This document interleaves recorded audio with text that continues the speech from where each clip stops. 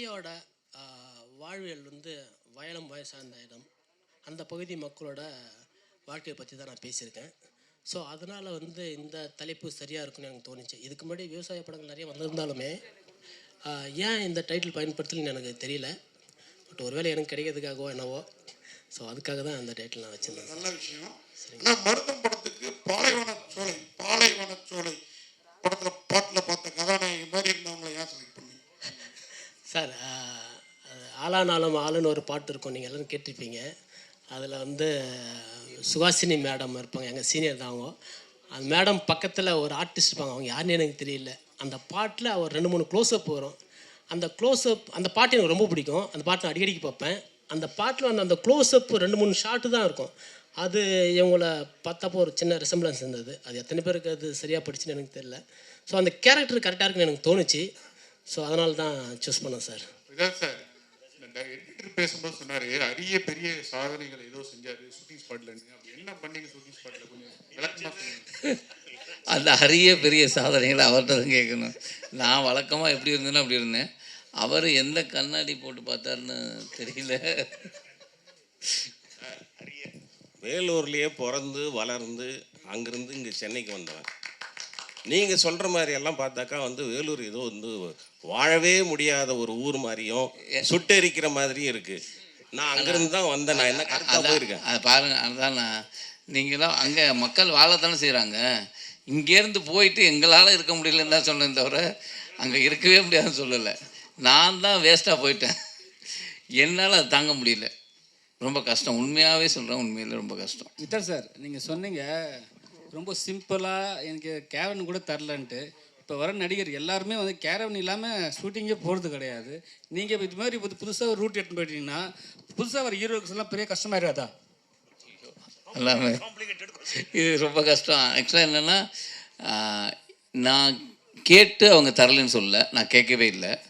அவங்களும் உங்களுக்கு வேணுமான்னு கேட்கல. என்னென்னா, இது ஒரு எனக்கு தெரிஞ்சிருச்சு, இந்த படம் வந்து ஒரு சின்னதாக தான் நடக்க போதுன்னு தெரிஞ்சிருச்சு.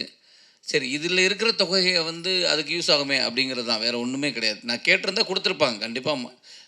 யூனிட்டில் மாட்டேன்னு சொல்லியிருக்க மாட்டாங்க. நான் கேட்கல. ஏன்னா அவங்க தெரியுது இல்லை, அவங்க படம் எப்படி எடுக்கிறாங்கன்னு ரொம்ப கிளியராக தெரியுது. சரி, அது ஏன் நம்ம போய் ப்ரெஷர் கொடுப்பானே அப்படிங்கிறதுனால தான் அது கேட்கல. சார், இப்போ வந்து வளர்ந்து வர நடிகர்கள் எல்லாருமே வந்து ஒரு ஹெல்ப் பண்ணுறாங்க, ஒரு விஷயம் போயிட்டு இருக்கு. ஆனால் வந்து அவர் ஹெல்ப் பண்ணி முடித்த உடனே அவரை தவறாக பேசுறது, அவரை வந்து ரொம்ப ரொம்ப இன்ட்ரீட் பண்ணி டோட்டலாகவே அவரை காலி பண்ணுற மாதிரி ஒரு விஷயம் நடந்துன்னு இருக்குது. தமிழ் சினிமாவில் தான் அது அதிகமாக நடக்குது. ஸோ உங்களோட கருத்து ஏதாவது இருந்தால் சொல்லுங்கள். இல்லை, நீங்கள் வந்து சினிமா ஆக்டர் மட்டும் ஹெல்ப் பண்ணல, நிறைய நான் பார்த்துருக்கேன். காமன் மேன் நிறைய மனிதர்கள் வந்து உதவுறாங்க. அதனால் அந்த உதவி எடுக்கிறவங்களையும் நான் பார்த்துருக்கேன். நான் இப்போ இல்லை, ஆக்டர் ஆகிறதுக்கு முன்னாடி பெரும் மனசோட உதவி இருக்காங்க. அந்த இடத்துல அவங்க இருக்காங்க. அந்த இடத்துல போன போதே இவங்களை தப்பாக பேசுகிறாங்க. இதுவும் நடக்குது சமூகத்தில். அது நடக்கத்தானே செய்யும். அது ஒன்றும் பண்ண முடியாது. இது உண்மையாக பொய்யாங்கிறது மாரி எனக்கு உண்மையிலே ஒருத்தருக்கு நான் உதவணும்னு நினச்சா, நான் பிரதிபலன் சொல்கிறாங்கல்ல, வலது கைக்கு கொடுக்கறது இடது கைக்கு தெரியக்கூடாதுன்னு. அப்போ கொடுக்கறதுல வந்து அவங்க சொன்னான்னா இது பண்ணான்னா அதை விட்டுருங்க, நம்ம செய்கிறபடி செஞ்சுட்டு போவோம். ஆம்புலன்ஸ் வந்து டொனேஷன் பண்ணால் கூட அந்த ஆம்புலன்ஸுக்கே ஒரு பெரிய விஷயத்தை வந்து போர்ட்ரேட் பண்ணி தப்பான ஒரு ஒரு நல்ல ஆள்னு நம்ம சொல்கிறோம். ஃபஸ்ட் அதெல்லாம் சொல்லியிருந்தோம். இப்போ வந்து தவறாகவும் அவரை வந்து காட்டுறதுனால என்ன பிரயோஜனம்? இதுக்கு பதில் தெரியலண்ணா. விதார் சார், ஹீரோயின் பேசும்போது சொன்னாங்க சீனியர் நடிகர்னு. நீங்கள் ஏதோ ஒரு பிளாக் அண்ட் ஒயிட் காலத்தில் இருந்த மாதிரி பேச. அதுதான் சொல்கிறேன் நான். இல்லை, நான் அப்பயே சொல்லிட்டேன் சார்கிட்ட, என்னை எப்படியும் அனுப்பிச்சிருங்க, ரெடியாக தான் இருக்குது அப்படின்னு. ஐயோ இல்லை, இப்போ பாருங்கள் வந்துட்டாங்க. வயசில் சொல்லலை, நீங்கள் வயசுலேயும் சொல்லலாம். வயசில் சொல்லலை. எனக்கு வந்து இதுதான் என்னோட செகண்ட் படம். ஆனால் சார் வந்து இவ்வளோ எக்ஸ்பீரியன்ஸ்னால தான் சீனியர்னு சொல்லுவோம். அவ்வளோதான். வயசில் சொல்ல, வயசில் என்ன ஒரு 30 இருக்குது. போதுமா? ரியலிஸ்டிக் போர்ட்ரேல் பண்ணுறதுல ரொம்ப இப்போ இருக்கிற ஆர்டிஸ்டில் விரல் வெட்டு எண்ணக்கூடிய ஆர்டிஸ்டில் நீங்கள் நம்பர் 1ல் இருக்கீங்க. மைனாலேருந்து ஒவ்வொரு கேரக்டரும் அதுக்குள்ளேயே போய்ட்டுறீங்க. எனக்கு ஹிந்தி நடிகர் ராஜ்குமாரை தான் நினைவுபடுத்தேன். கொஞ்சம் மிகைப்படுத்த மாதிரி சொல்கிற மாதிரி இருக்கும். அவர் பண்ணுற கேரக்டர் ஒன்றுமே வந்து ஜெம். மைனாலேருந்து பார்க்குறேன். மருதத்தில் நீங்கள் உள்ள நுழைஞ்சதில் என்ன காரணம்? உங்களுக்கு இதில் பிடிச்ச விஷயம் என்னது? என்ன கரெக்டாக சொல்லியிருக்கீங்க ஃபைனல் தீமா? இல்லை, கண்டிப்பாக இதுக்கான ஒரு ரிசல்ட் இருக்குது. இப்போ படத்தில் வந்து ஒரு ரிசல்ட் இருக்குது. என்ன எதுக்காக போகிறேன்னா என்ன ஆனாங்கிறது. ஆனால் அதை தாண்டி என்ன அப்படின்னா, இந்த கதையை நான் ஒத்துக்கிட்டது காரணம், நான் இதுக்கு முன்னாடி இப்போ எனக்கு விவசாயம் நிலம் இருக்குது, ஆனால் நான் விவசாயம் பண்ணதில்லை. பண்ணுறாங்க. நான் இப்போ எனக்கு நிலம் இருக்குது, விவசாயிகளை பார்த்துருக்கேன். அப்புறம் பேப்பரில் படிக்கிறேன், விவசாய கஷ்டம் அந்த கஷ்டம் இப்படின்னு பார்த்துருக்கேன். ஆனால் இவங்க ஒரு கஷ்டத்தை சொல்கிறாங்க, அது எனக்கு புதுசாக இருந்தது. நேரடியாக நான் அந்த நபர்களை சந்தித்தேன். அது சந்தித்த போது எனக்கு சொல்லணுங்கிறது, இந்த படத்தில் நம்ம இருக்கணுங்கிறது ஆவல் வந்தது. அது எனக்கு உண்மையிலே எனக்கு பெயினான இருந்தது. சார், ஒரு 100 ரூபா வாங்கிட்டு அந்த 100 ரூபா திருப்பி வரலைங்கிறத நானே அழுதுருக்கேன். அப்படி இருக்கையில் இப்படியான தொகையை இழந்த ஒருத்தனுடைய வலி இருக்கு இல்லையா, அது ரொம்ப பெரிய வலி.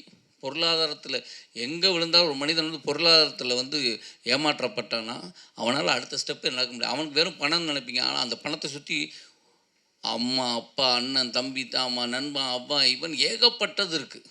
அந்த ஒரு ஆமாம், அது அந்த பிரச்சனை இருந்தது. அதை சொல்லணும்னு எனக்கு தோணுச்சு. சார் ஏகுலம் சார், சார் இந்த தமிழ்நாடு முழுவதும் இன்றைக்கி விவசாய நிலங்கள் வந்து பாதிக்கப்பட்டுக்கிட்டு இருக்கு. அது எந்த அளவுக்கு உங்கள் படத்தில் வந்து எடுத்து சொல்லியிருக்கீங்க. இன்றைக்கி வந்து அதே சமயம் இன்றைக்கி வந்து கடன் வந்து பேங்க் தான் வந்து அதிகமாக வந்து கடன் வந்து விவசாயிகளுக்கு வந்து கொடுத்துக்கிட்டு இருக்காங்க.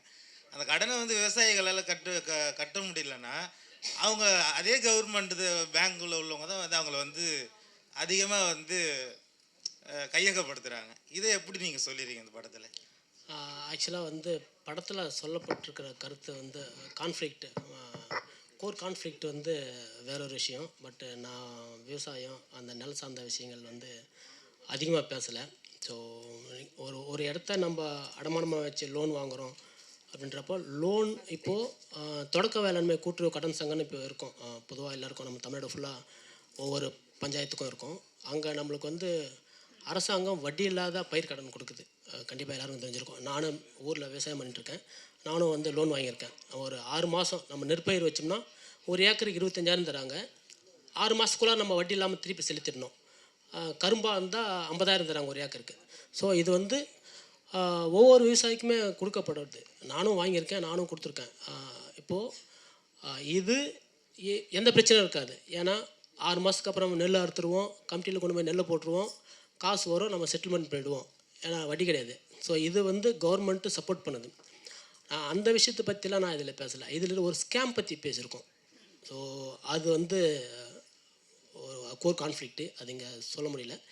ஸோ இது சம்மந்தமாக இல்லை, அது வேறு. டேரக்டர் சார், எங்கள் படம் சிம்பிள், நீங்களும் சிம்பிள், கூட நடித்தவங்க எல்லாருமே சிம்பிள்ன்றீங்க. அது எல்லாம் எங்களுக்கு ஓகே. அது மருதம் படத்தில் ஒரு டைட்டில் கூட ஏன் சிம்பிள்?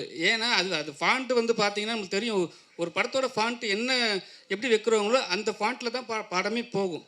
ஏன் இவ்வளோ சிம்பிளான ஃபாண்ட்டு? நீங்கள் சொன்ன மாதிரி தான், இது சாதாரண ஒரு கதை. இதில் எந்த ஒரு கிம்மிக்ஸோ அதெல்லாம் எதுவும் படத்தோட சார், இந்த டிசைன் விஷயத்தில் நான் எதுவும் தலையிடல சார். என்னுடைய கோட் எடிட்டர் செல்வம் இங்கே இருக்கார். அவரும் டிசைனர் தான் ஃபுல்லாக அதை ஹேண்டில் பண்ணாங்க. எனக்கு என்னென்னா டைம் இல்லை அதை டிசைன் பார்த்து லாக் பண்ணுறதுக்கெல்லாம். தம்பிக்கிட்ட சொல்லிட்டேன், நீயே பார்த்துக்கு பண்ணிட்டேன். அவன் ஃபைனல் பண்ணி அதோட எப்போன்னு போனால் எப்போ வந்து டெட் எண்டு இருக்கோ, இதுக்கு மேலே வந்து நம்ம வந்து டைம் கொடுக்கவே முடியாதுன்ற சமயத்தில் தான் என் கண்ணிலே காட்டுவான். அப்போ எனக்கு கரெக்ஷன் சொல்கிறதுக்கு நேரம் இருக்காது.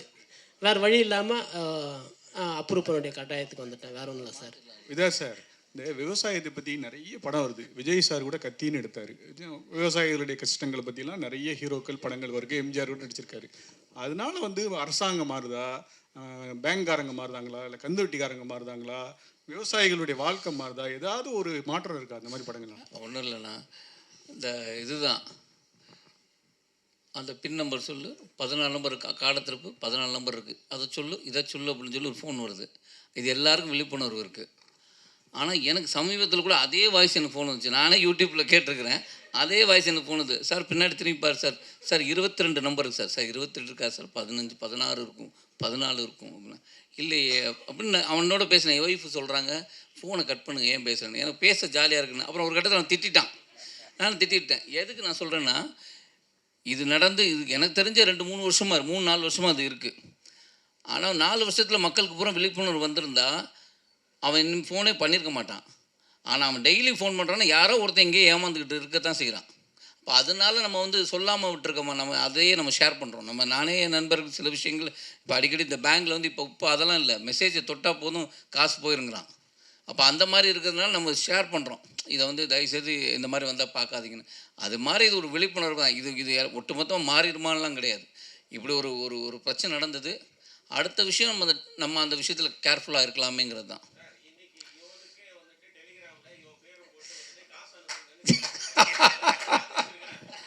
சார் இதான் சார், அது மாதிரி இந்த மாதிரி படங்கள் வந்து இப்போ பார்த்தீங்கன்னா ரகுநந்தன் சார்லாம் மியூசிக் அவ்வளோ பிரமாதம். இப்போ பெரிய பெரிய டேலண்ட் சிட்டிசன் சரவண சுப்பையா இதெல்லாம் இந்த மாதிரி சேர்ந்து படம் பண்ணி அதை பார்த்து பண்ணுறீங்கன்னு இங்கேயே சொன்னாங்க. அப்படி பண்ணிவிட்டு அது பெரிய லெவலில் வெற்றி பெறலைன்னா, ஏன்னா நீங்கள் சினிமா வந்து 10 படம் ஒன்றா வருது, அந்த மாதிரி இருக்கிறப்போ உங்கள் மனநிலை எப்படி இருக்கும்? நீங்கள் என்ன அதுக்கு ஏதாவது ஒரு முயற்சி, ஏன்னா நீங்கள் இப்போ ஒரு ஸ்டேபிளான ஹீரோ ஆகிட்டீங்க மைனாவிலேருந்து இன்றைக்கி வரைக்கும். நான் கூட மைனா விதார்த்துங்கிறது மருதம் விதார்த்தா மாறுமான்னு பார்த்துட்டு இருக்கிறேன் நான். அதுக்கு என்ன முயற்சி, என்ன உங்களை திரைப்பட குழுவுக்கு என்ன உங்கள் பரிந்துரை? ஐயா ஒன்றுமே இல்லை, இப்படி போராடிக்கிட்டே இருக்கணும். என்றைக்காவது விடிவு காலம் வருமானு. இப்போ அவர் சொன்னார்ல 26 வருஷமாக ஒருத்தன் காத்திருக்கிறான் டைரக்டர் ஆகணும்னு. அது மாதிரி எங்களுக்கு சின்ன படங்களுக்கெல்லாம் ஒரு விடிவு காலம் பிறக்குன்னு நம்ம செஞ்சுக்கிட்டே தான் இருப்போம், அதுக்குள்ளே தான் இருக்கும். ஆனால் நடக்கும். ஆனால் இப்போ சமீபமாக பார்க்கும்போது சின்ன படமாக இருந்தால் நல்ல படமாக இருந்தால் கண்டிப்பாக மக்கள்கிட்ட போய் சேருது, ரீச் ஆகுது. நீங்களும் பாராட்டுறீங்க, பணமும் பெருசாக வருது. அந்த நம்பிக்கை இருக்குது. அந்த நம்பிக்கையில் தான் தயாரிப்பாளர்களும் தயாரிக்கிறாங்க. நம்புவோம். நன்றி.